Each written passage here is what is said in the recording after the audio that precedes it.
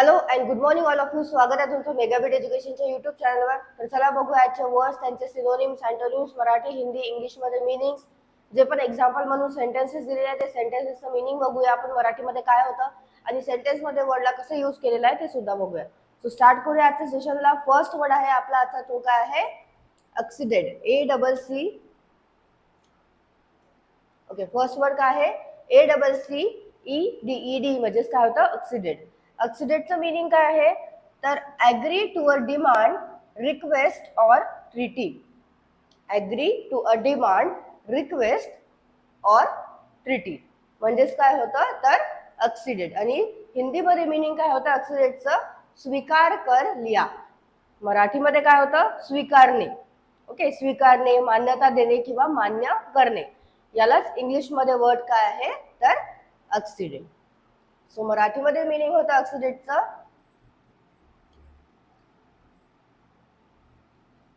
होकार दिला, मान्यता दिली, मान्य करणे आणि स्वीकारणे. सो मराठीमध्ये मीनिंग होतं ऑक्सिडेडचं होकार दिला, मान्यता दिली, मान्य करणे आणि स्वीकारणे. सिनोनिम्स आहेत अग्री टू, कन्सेंट टू आणि एक्सेप्ट. काय आहेत? अग्री टू, कन्सेंट टू आणि एक्सेप्ट. आणि अँटोनिम आहेत डिसेंटेड, रिबफ्ड आणि रिफ्युज्ड. अँटोनिम्स आहेत डिसेंटेड, रिबफ्ड आणि रिफ्युज्ड. सेंटेन्स काय दिलेला आहे? The government acceded to public pressure to review the tax. सेंटेन्सचा मराठीमध्ये अर्थ होतो सरकारने कराचा आढावा घेण्यासाठी जनतेच्या दबावाला मान्यता दिली. तर इथे ऑक्सिडेड म्हणजे यूज करण्यात आलेला आहे मान्यता दिली म्हणून, मराठीमध्ये मीनिंग घेण्यात आलेला आहे मान्यता दिली. ओके, नेक्स्ट बघूया. नेक्स्ट वर्ड आहे इनसुपरेबल. INSUPERABLE, इनसुपरेबल.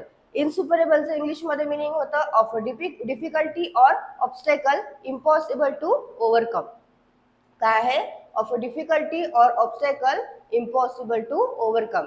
तर इनसुपरेबलचं मराठी आणि हिंदीमध्ये मीनिंग होतं अजेय. ओके, मराठीमध्ये आणि हिंदीमध्ये सुद्धा अजेय असंच म्हटलं जातं इनसुपरेबलला. म्हणजेच काय? तर ज्याच्यावर मात करणे अशक्य आहे त्याला म्हटलं जातं इनसुपरेबल. ओके, काय आहे? ज्यावर मात करणे अशक्य आहे. आणखी काय होतं? पुर्जय. पुर्जय म्हणजे काय होतं? तर ज्याचा पराभव करणे कठीण आहे.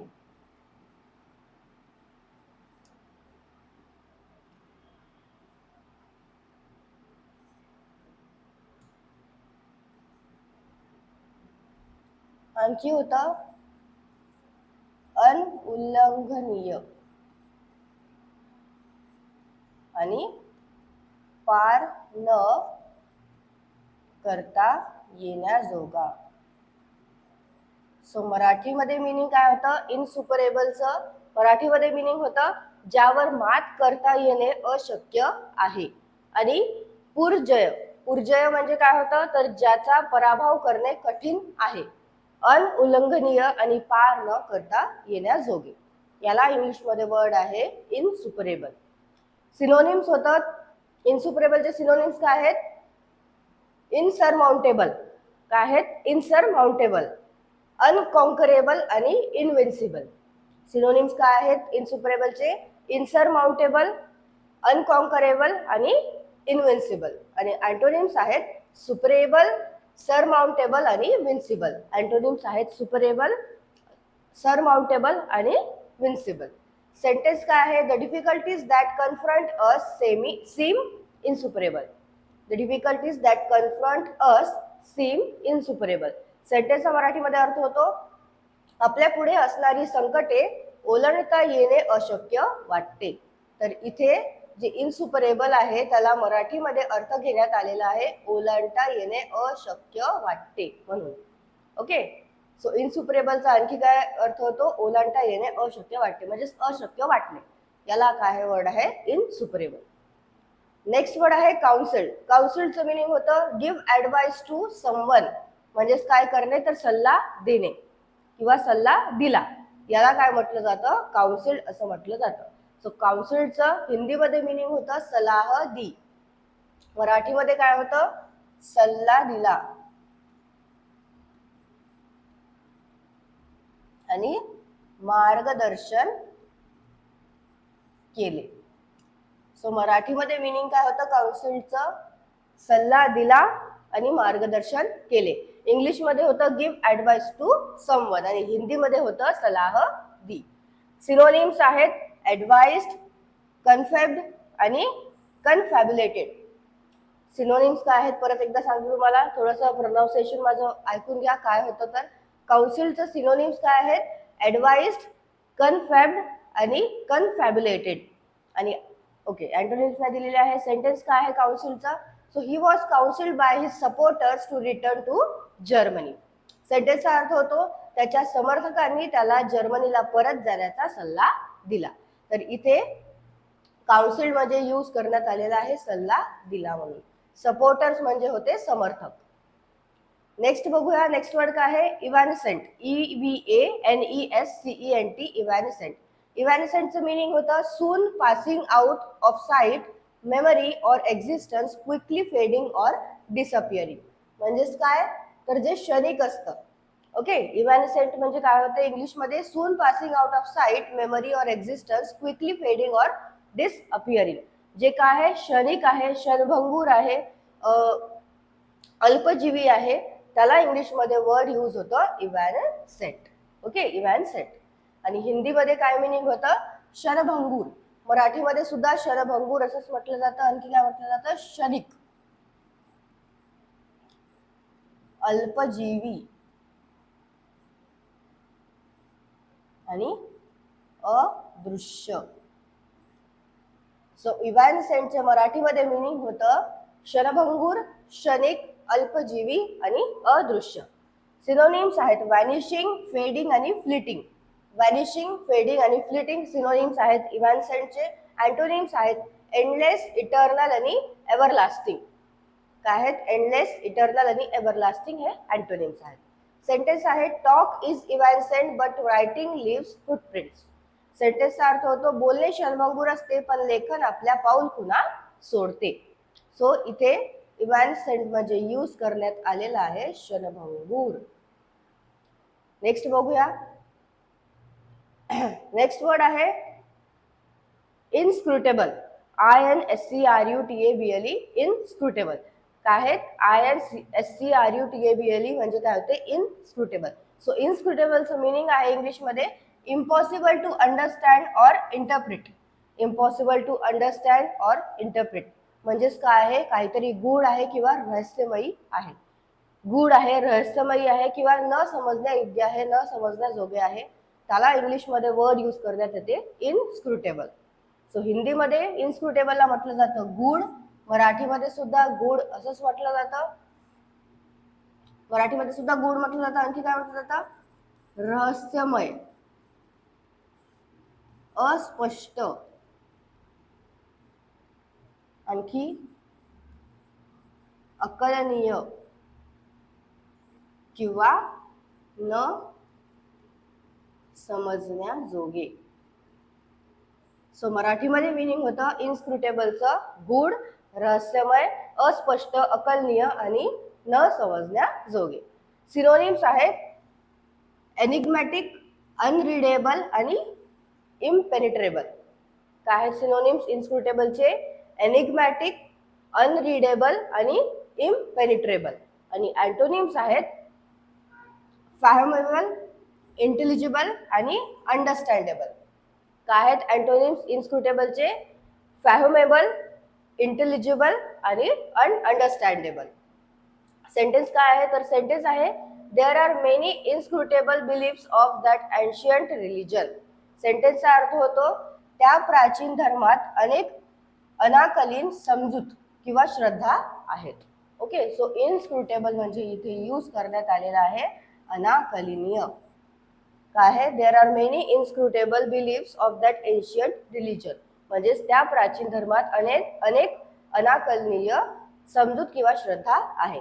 तर इथे इन्स्क्रुटेबल म्हणजे यूज करण्यात आलेला आहे अनाकलनीय म्हणून. आणि जे बिलीफ्स आहेत, बिलीफ्स म्हणजेच काय होतं तर समजूत किंवा श्रद्धा.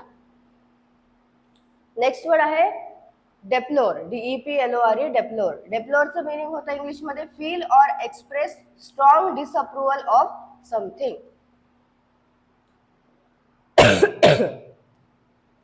काय आहे डेप्लोरचं इंग्लिशमध्ये meaning? Feel or express strong disapproval of something. हिंदीमध्ये मिनिंग होतं विलाप करणं. म्हणजेच काय? मराठीमध्ये मिनिंग होतं तीव्र निषेध करणे. ओके, तीव्र निषेध करणे असं मराठीमध्ये मिनिंग होतं डेप्लोरचं. इंग्लिशमध्ये आहे feel or express strong disapproval of something. हिंदीमध्ये होतं विलाप करणं. मराठीमध्ये होतं तीव्र निषेध करणे, खेद व्यक्त करणे आणि निंदा करणे. सो मराठीमध्ये मिनिंग काय होतं डेप्लोरचं? तीव्र निषेध करणे, खेद व्यक्त करणे आणि निंदा करणे. सिनोनिम्स आहेत अबोर, बी शॉक्ड बाय आणि बी ऑफेंडेड बाय. सिनोनिम्स आहेत अबोर, बी शॉक्ड बाय आणि बी ऑफेंडेड बाय. आणि अँटोनिम्स आहेत डिलाइट, एक्सल्ट आणि एन्जॉय. अँटोनिम्स आहेत डिलाइट, एक्सल्ट आणि एन्जॉय. सेंटेन्स आहे we deeply deplore the loss of life. सेंटेन्सचा अर्थ होतो जीवितहानीबद्दल आम्ही तीव्र खेद व्यक्त करतो. तर इथे डेप्लोर म्हणजे यूज करण्यात आलेला आहे खेद व्यक्त करतो म्हणून. ओके, तीव्र खेद व्यक्त करतो. नेक्स्ट वर्ड आहे ट्रेड्यूस. TRADUCE traduce. ट्रेड्यूसचं मिनिंग आहे speak badly of or tell lies about someone so as to damage their reputation. काय आहे मिनिंग ट्रेड्यूसचं? सो ट्रेड्यूसचं इंग्लिशमध्ये मिनिंग होता speak badly of or tell lies about someone so as to damage their reputation. म्हणजेच कोणाबद्दल तरी काहीतरी निंदनीय बोलले किंवा काहीतरी असं बोलले त्याच्या बदनामी करणे त्याची. ओके, त्याला म्हटलं जातं इंग्लिशमध्ये, त्याला वर्ड आहे ट्रेड्यूस. ओके, सो जिथे बदनामी करणे असा जो वर्ड आहे त्याकरता इंग्लिशमध्ये वर्ड यूज करण्यात येतो ट्रेड्यूस. सो ट्रेड्यूसचं मिनिंग आहे इंग्लिशमध्ये speak badly of or tell lies about someone so as to damage their reputation. हिंदीमध्ये मिनिंग होता बदनाम करणं. मराठीमध्ये मिनिंग होता बदनामी करणे. आणखी काय होतं? निंदा करणे, कलंक लावणे आणि काळीमा फासणे. सो मराठीमध्ये मिनिंग होता ट्रेड्यूसचं निंदा करणे, बदनामी करणे, कलंक लावणे आणि काळीमा फासणे. सिनोनिम्स आहेत डिफेम, स्लँडर आणि मलाइन.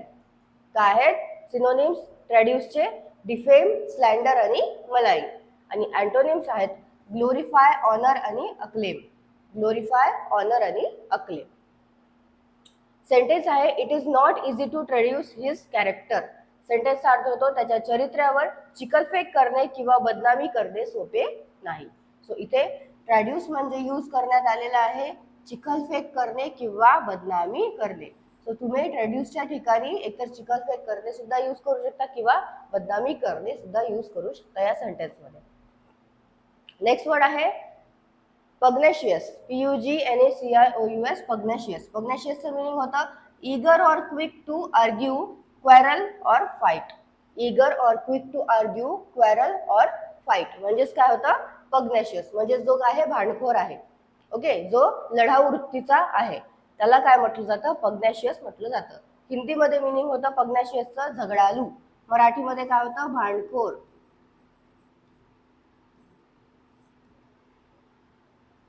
कलहप्रिय आणि लढाऊ वृत्तीचा. सो मराठीमध्ये मिनिंग होतं पग्नेशियसचं भांडखोर, लढाऊ वृत्तीचा आणि कलहप्रिय. आणि हिंदीमध्ये होतं झगडालू. सिनोनिम्स आहेत कॉम्बॅटिव्ह, अग्रेसिव्ह आणि अँटॅगोनिस्टिक.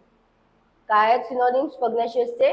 कॉम्बॅटिव्ह, अग्रेसिव्ह आणि अँटेगोनिस्टिक. आणि अँटोनिम्स आहेत नॉन अग्रेसिव्ह, जेंटल आणि काम. नॉन अग्रेसिव्ह, जेंटल आणि काम हे अँटोनिम्स आहेत.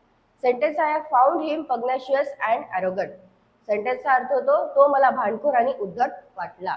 तर इथे पग्नाशियस म्हणजे यूज करण्यात आलेला आहे सेंटेन्समध्ये भांडखोर म्हणून, आणि ॲरोगंट म्हणजे होते उद्धट. नेक्स्ट बघूया. नेक्स्ट वर्ड आहे ऑस्टेन्सिबली. OSTENSIBLY, ostensibly. ऑस्टेन्सिबलीचं मिनिंग आहे apparently or purportedly but perhaps not actually. काय आहे ऑस्टेन्सिबलीचं meaning? Apparently or purportedly but perhaps not actually. म्हणजेच काय होतं तर प्रत्यक्ष तौरपर. ओके, म्हणजेच काय तर फक्त वरवर, ओके, दाखवण्यापुरतं जे असते त्याला काय म्हटलं जातं? ऑस्टेन्सिबली म्हटलं जातं. सो मराठीमध्ये मिनिंग होतं ऑस्टेन्सिबलीचं दर्शनी स्वरूपात, वरवर पाहता, दाखवण्यापुरते, आणखी बाह्यतः आणि भासमान. ओके, सो जे तुम्हाला इथे इझी वाटत आहे मराठीमधलं मिनिंग ते तुम्ही लक्षात ठेवा की काय होतं म्हणून. सो ऑस्टेन्सिबलीचं मराठीमध्ये मिनिंग काय होतं? दर्शनी स्वरूपात, वरवर पाहता, दाखवण्यापुरते, बाह्यता आणि भासमास. ओके, भासमान. सिनोनिम्स काय आहेत ऑस्टेन्सिबलीचे? Apparently, seemingly, on the face of it. काय आहेत सिनोनिम्स? अपॅरेंटली, सिमिंगली आणि on the face of it. आणि अँटोनिम्स आहेत इम्प्लॉजिबली, इम्पॉसिबली आणि इम्प्रोबॅबली. अँटोनिम्स आहेत इम्प्लॉजिबली, इम्पॉसिबली आणि इम्प्रोबॅबली. सेंटेन्स आहे troops were sent in ostensibly to protect the civilian population.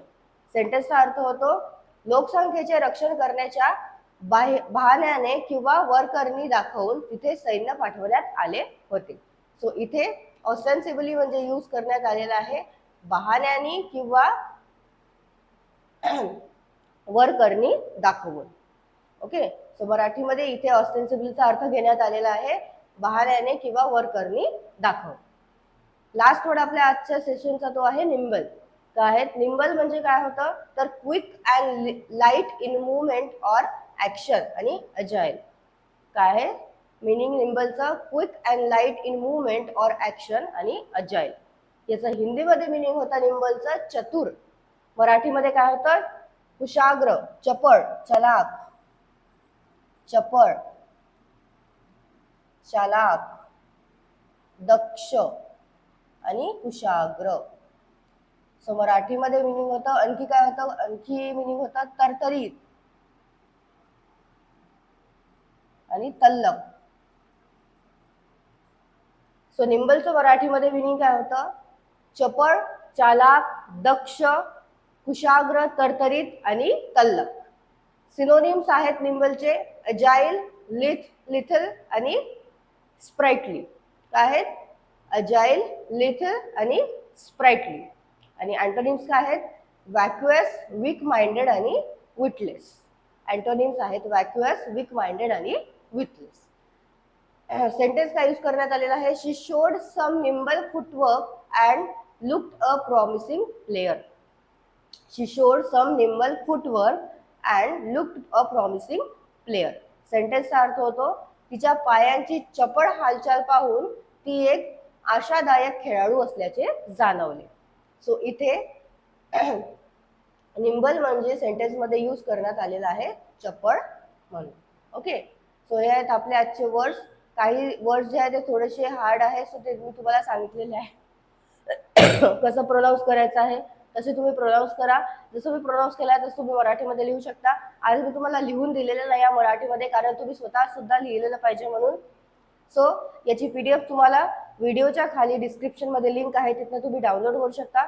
तिथं तुम्ही डाउनलोड करा किंवा तुम्ही जिथे नोट डाऊन करत आहे तिथं तुम्ही नोट डाऊन सुद्धा करू शकता. काही वर्ड्स, सेंटेन्सेस जे आहे सेंटेन्सेस परत एकदा वाचा आणि स्वतःच्या मनाने वर्ड घेऊन सेंटेन्स तयार करत चला. इझी जे तयार केले तरी चालतील, त्यामुळे तुम्हाला कळेल सेंटेन्समध्ये आपण वर्ड कशा प्रकारे यूज करतो. सो तुम्हाला सेशन आवडलं असेल, सेशनला लाईक करा, चॅनलला सबस्क्राईब करा, तुमच्या फ्रेंड्सला शेअर करा. All the best all of you and thank you.